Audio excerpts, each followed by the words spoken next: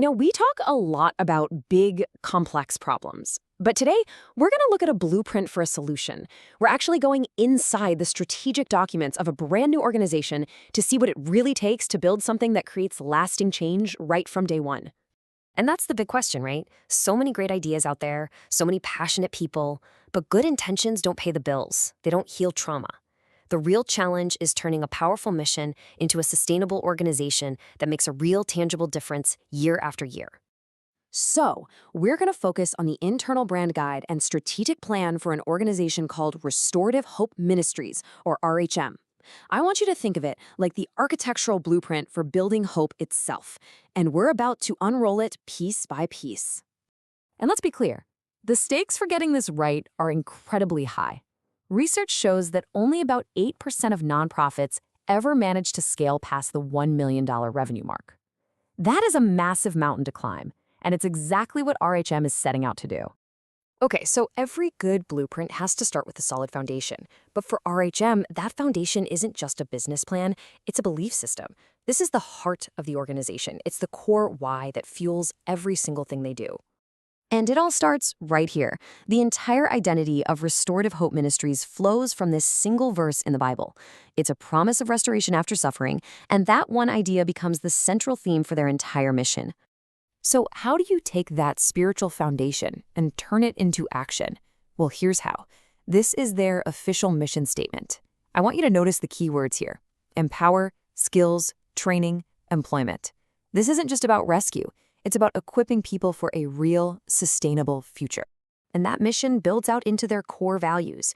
You can think of these as the organization's internal compass.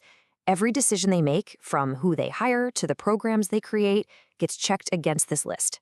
Faith is front and center, but so are compassion, authenticity, and, this is so important, safety. And what makes all this so incredibly credible is its founder, Melissa Mills. See, she's a survivor of human trafficking herself, and she combines that powerful first-hand insight with over 30 years of business experience. That combination of lived experience and professional expertise is so rare, and it's really the engine driving this entire blueprint. So, if the mission is the heart of the operation, this next part is the head. It's all about the meticulous, almost obsessive attention to detail that you need to build trust with a community that has been betrayed over and over again.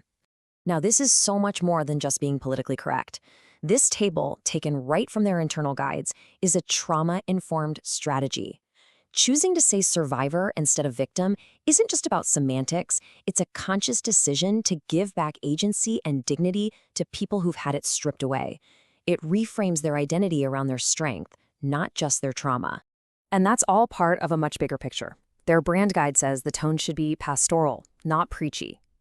They have a strict, non-negotiable policy of never showing photos of survivors. And why all these rules? Well, it's simple. For a survivor, consistency equals safety. Every single interaction, every social media post, every word choice is designed to build a reliable, trustworthy experience. Okay, so we've got the heart and we've got the rules. Now for the nuts and bolts.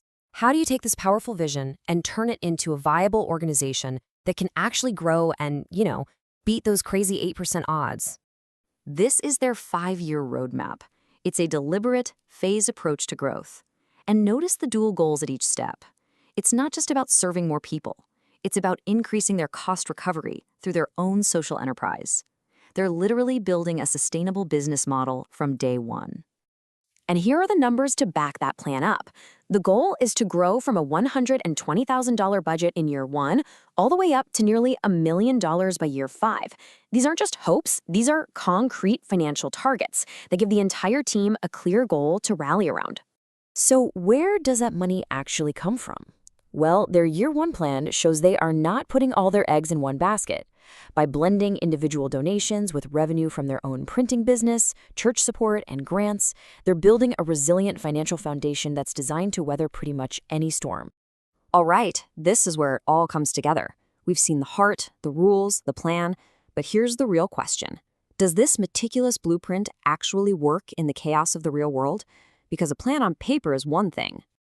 This part is pretty remarkable. Restorative Hope Ministries was officially founded on May 31st, 2025. And just 7 months later, 7 months! The entire theory behind their social enterprise, this whole idea of providing real work for real pay, was about to become a reality. And here it is. This is a quote from a video Melissa Mills recorded right before Christmas. This is the emotional payoff for every single line in that strategic plan, every rule in the brand guide.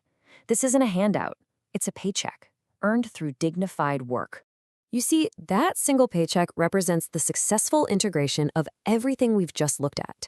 The mission provided the why, the trust-building rules created a safe environment to work, and the strategic plan built the business that made that paycheck possible. It's the proof in the blueprint. So that leaves us with one final thought.